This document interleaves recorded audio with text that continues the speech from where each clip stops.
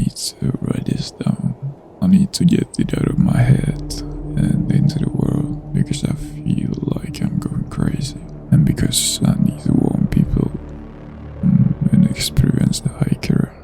I'm not one of those weekend warriors who sticks to the paved, well-marked trails. I like the deep woods, the places where you can walk for a whole day and not see another soul. I had a long weekend, so I decided to tackle a remote in a state forest a few hours from my home. My plan was simple: hiking about 5 or 6 miles, find a good spot, camp for the night, and hike out the next day. Standard stuff. The hike was beautiful. The air was crisp. The sky was a brilliant, cloudless blue, and the late autumn sun cast long, golden shafts of light through the canopy. The only sounds were the crunch of my boots on the fallen leaves, the chatter of the distant sparrows, and the wind whispering through the trees. This is why I do it. A feeling of absolute peace, of being completely disconnected from the noise of the world. After a few hours of steady hiking, I started looking for a place to make camp. I was looking for the usual, relatively flat spot, not too close to the trail, preferably with access to water source, and then I found it. It wasn't just a good spot, it was a perfect spot, unnaturally perfect. I stepped on the main trail, pushing through a thicket of the ferns, and found myself in a clearing I can only describe as idyllic. It was a perfect circle, maybe 40 feet in diameter, and the ground was covered in carpet of soft, vibrant green grass. It looked more like a maliciously manicured lawn, a patch of wild forest floor, and the trees formed a perfect, unbroken ring around the clearing. Tall ancient oaks and pines stood shoulder to shoulder, their branches interlocking overhead like some kind of dome, leaving this single perfect circle of green open to the sky. It was like something out of a fairy tale. A small, rational part of my brain registered how strange it was. Clearings in dense forest are rarely so symmetrical. The grass shouldn't be so uniform, so soft. But the overwhelming feeling was one of discovery, of incredible luck. It felt safe, protected. A circle of trees felt like a natural fence, a private room gifted to me by the forest itself. I dismissed my unease as my city-dweller's cynicism. I had found a jackpot of campsites. I dropped my bag with a contented sigh and set to work. The tent went up easily, the stakes sinking into the soft earth with a satisfying thump. I gathered some fallen branches from just outside the clearing and built a small, neat fire pit in the center. Soon, a cheerful little fire was cracking away, warding off the evening chill. I cooked a simple meal meal of dehydrated chili and sat on my log, watching the flames dance as the sun set, painting the sky above the circle of trees in hues of orange and purple. This, I thought to myself, is perfect. This is what it's all about. As true darkness fell, the forest changed. As it always does, the familiar woods of the day became a strange place of shadows and unseen movements. But I was snug in my little circle of light and warmth. I felt completely secure. After cleaning up my cook set, I doused the fire thoroughly, making sure every last ember was out, and crawled into my tent. I zipped up the flap, settled into my sleeping bag, and tried to sleep. And that's when the perfection started to unreveal. It began with a feeling, strange sensation from the ground beneath me. It was faint, almost imperceptible movement. It reflected under my sleeping bag. It felt like insects, a whole lot of them, moving around just under the tent floor. A low-grade, creepy crawling feeling. I tried to ignore it. I'm in the woods, after all. There are bugs. I pulled my sleeping bag tighter around me and closed my eyes, focusing on the gentle sounds of the night. But I couldn't sleep. The feeling persisted, a constant, subtle, wiggling sensation against my back. It wasn't painful, it was just wrong. Then the noises started. They came from outside the tent, from the ring of trees surrounding the clearing. A soft snap of a twig, the dry rustle of leaves. At first, I assumed it was just an animal, a deer, maybe a raccoon. But the sounds were too regular. Snap, rustle, snap. They seemed to be moving slowly around the perimeter of the clearing, like someone is moving around me in the darkness. My heart started to beat a little faster. I lay there, perfectly still, my ears straining in the darkness, and then I saw the shadows. My tent is made of a thin, lightly colored nylon.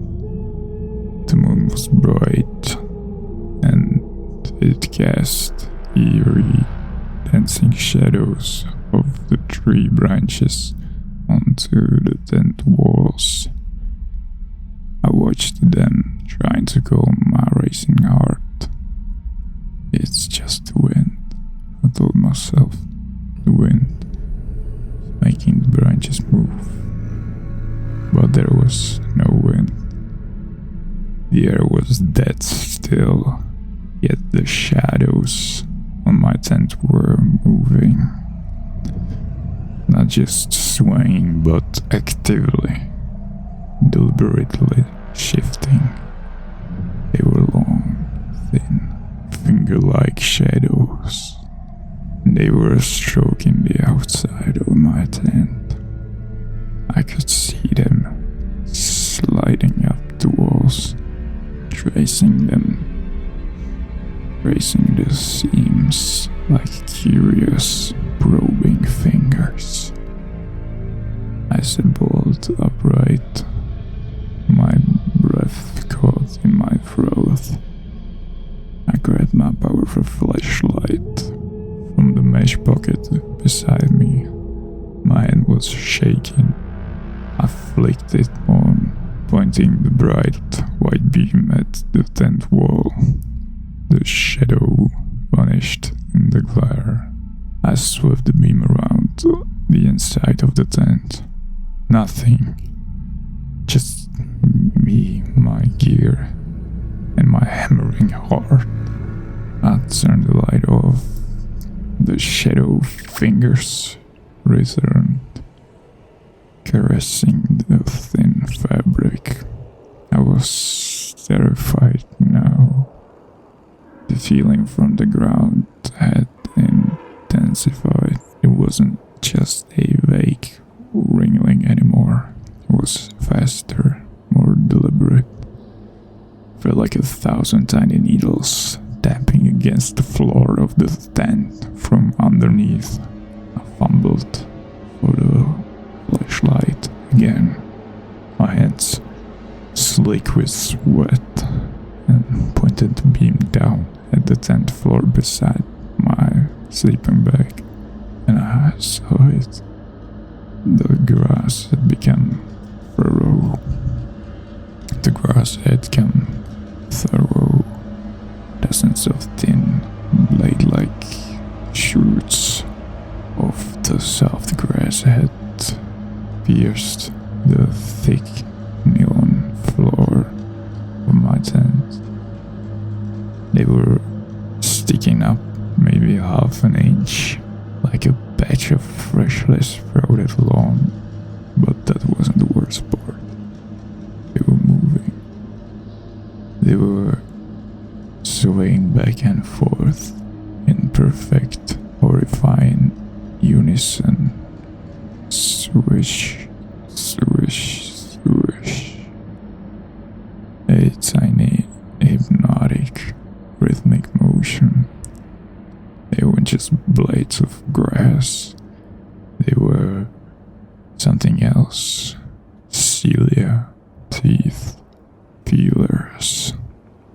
They were testing the air inside my tent. They were trying to find me. I screamed and scrambled the zipper of the tent floor, my fingers feeling like useless clumsy sausages. The sound of the zipper was obscenely loud in the silence. I burst out of the tent, stumbled on my feet in the center of the clearing, whipping the beam of my flashlight around wildly. The clearing was empty. A circle of trees stood silent and still. For a moment, a sliver of hope, of denial cut through my panic. Maybe I was hallucinating. Maybe I had finally lost it. Then I turned the flashlight back on my tent, and the world fell out from under me. The tree branches weren't coming from the trees. They were coming from the ground. Dozens of thick, dark root-like tendrils, the color of wet earth, had erupted from the soft green grass of the clearing. They were wrapped around my tent, constricting it, squeezing it like a giant boa constrictor. The sleek dome of my tent was misshapen, buckled inwards under the pressure. The roots were fibrous and sinewy, and I could swear I saw them pulsing with a slow, rhythmic beat, like a network of dark veins. They were pulling the tent downwards into the soft earth, which seemed to be yielding, sinking. It looked like my tent was being eaten, digested. And in that moment of absolute soul-shattering horror, I understood. I didn't think. I didn't grab my bag. I didn't try to save my expensive gear. My phone, my wallet, they were all in the tent. The tent that was currently being swallowed by the ground. The only thing I had was the flashlight in my hand and the clothes on my back. I ran for the gap in the trees that led back to the trail, my feet pounding on the soft, living earth. I felt a strange, sucking sensation with every step, as if the ground itself was trying to hold me back. I crashed through the ferns and onto the hard-packed dirt of the trail, and I didn't stop. The run through the forest was a blur of pure animal panic. The beam of my flashlight bones and jittered, illuminating a chaotic, terrifying slideshow of dark tree trunks, twisted roots, and gaping black shadows. Every rustle of leaves was the creature, its tendrils slithering after me. Every shadow was the gaping maw. I ran until my legs felt like they were on fire, until my legs were jelly, until I was sobbing and gasping for air. After what felt like an eternity, I saw it, a glint of reflected light through the trees, my car. The sight of the familiar man-made object was the most beautiful thing I have ever seen. Burst out of the woods and onto the small gravel parking area, fumbling in my pocket for a spare key I always keep there. My hands were shaking so violently it took me 3 tries to get it into the lock. I threw myself into the driver's seat, slammed the door and locked it. I sat there for a moment, my chest heavy, listening to the sound of my own ragged breathing. I jammed the key in the ignition and the engine roared to life. A beautiful, beautiful sound of civilization and escape. I didn't look back. I drove all night, the adrenaline coursing through my veins, not stopping until the sun was up and I was hundreds of miles away. I'm safe now, I guess. I'm in the cheap motor room, but I'm not okay. I close my eyes and I see it. The wiggling grass, the pulsing dark roots, the way my tent buckled and sank into the earth. I think the clearing wasn't clearing, it was a thing. A living thing. Soft grass wasn't soft grass. Wasn't grass, it was a lure. The soft lining of a mouth, the perfect circle of trees, wasn't a protective fence, it was the rim of the jaw. And I had willingly, happily set my camp on its tongue. So thank you so much, gamalfrank. I'm sure his profile here. So yeah, thank you so much.